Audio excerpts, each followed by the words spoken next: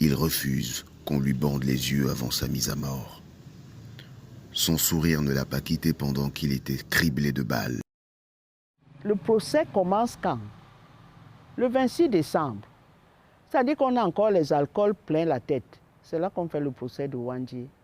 Et Ahidjo, tout bêtement, il fait diffuser le procès de Wandji. Et c'est là que nous, notre jeunesse, on avait 20 ans, on découvre que le monsieur qu'on appelle le chef de la rébellion, le maquisard, est d'une stature terrible. C'est comme ça que nous sommes entrés à l'UPC, par admiration pour Ernest Wandji. Toute la génération, là, les Ekane et Anissé, tout ça, là, on est entré à l'UPC parce qu'on a suivi le procès Wandji. Donc le procès a lieu. Et on désigne un éditorialiste. On n'avait pas de télé, Radio Cameroun. Et qui est l'éditorialiste? Un bandit qu'on appelle Jean Zoua, un prélat. Donc c'est lui qui, tous les jours, est à la radio pour dire qu'il faut tuer ces gens-là, y compris son collègue, l'évêque de Nkonsamba, Albert Ndongmo. Voilà comment le procès a lieu avec une médiatisation terrible. On montre les photos, on montre les Ndongmo qui sont en train d'aller au tribunal. Toutes les photos, toutes les photos. Après une longue carrière de moniteur indigène entamée en 1944, le natif de Ndoumbla, dans l'arrondissement de Bana, à l'ouest du Cameroun, s'est lancé dans la vie politique en rejoignant dans un premier temps les mouvements syndicaux et plus tard les rangs de l'UPC à sa création en 1952. Il en est devenu le vice-président, puis le leader en 1961. Avec courage, il a conduit plusieurs manifestations largement suivies dans la ville de Douala et dans plusieurs autres bastions du parti nationaliste.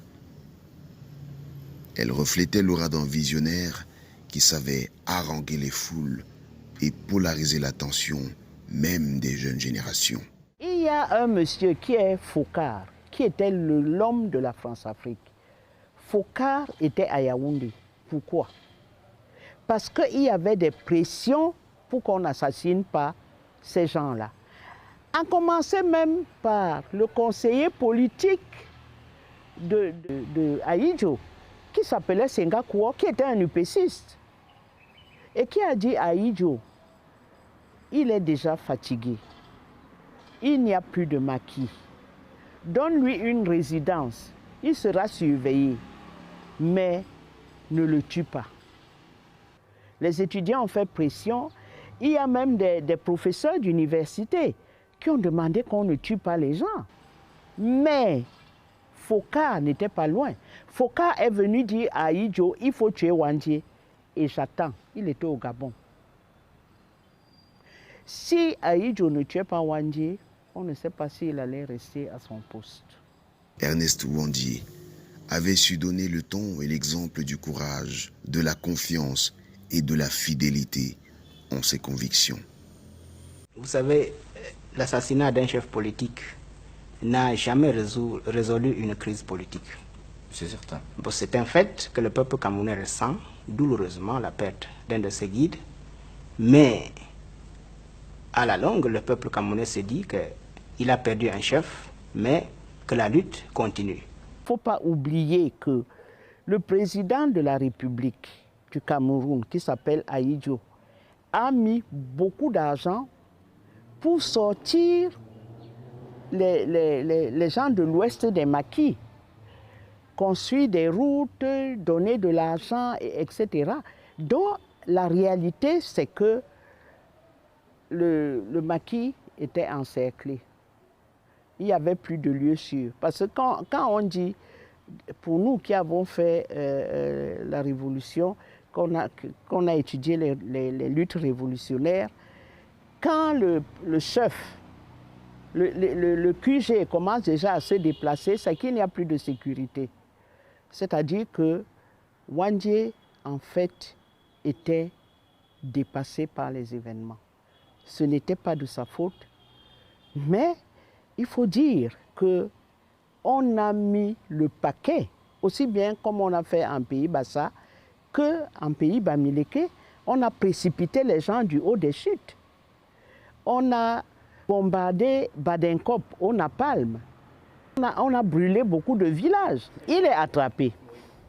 Tous sont à la BMM, traumatisés par la violence de la torture. C'est-à-dire que la Gestapo a été reconstituée à Yaoundé, à la BMM, où on torturait à l'électricité. Où la France a copié les méthodes de torture de la Gestapo pour venir les appliquer aussi bien aux Camerounais qu'aux Algériens du FLN et au peuple algérien. C'est pour ça que les peuples algériens et camerounais sont des peuples frères dans la torture, dans la lutte pour leur indépendance, parce qu'ils ont pris les armes. Personne d'autre dans l'empire colonial français d'Afrique, personne d'autre n'a pris les armes, sauf l'Algérie et nous. Voilà. Il y avait 3 procès. Il y avait un procès en Union soviétique, il y avait un procès en Espagne à la même époque. Et il y a le procès de Yaoundé. Qui fait la une des journaux? Un prélat. Parce que le truc, c'était le prélat condamné à mort. Donc pendant le congrès, on décide donc de faire des cartes postales dans lesquelles on adresse à Pompidou, le président français, pour demander de surseoir à l'exécution des condamnés à mort. Évidemment, le Vatican aussi, il dit, mais vous n'allez pas condamner un évêque à mort. Pompidou insiste pour que les UPCistes soient tués.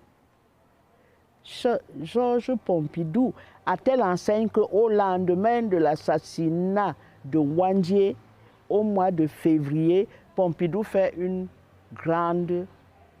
très grande visite d'État au Cameroun pour remercier Ahidjo d'avoir tué Ernest Wandié. Parce que finalement, le type avait une telle stature et qu'est-ce qu'il a dit le dernier jour?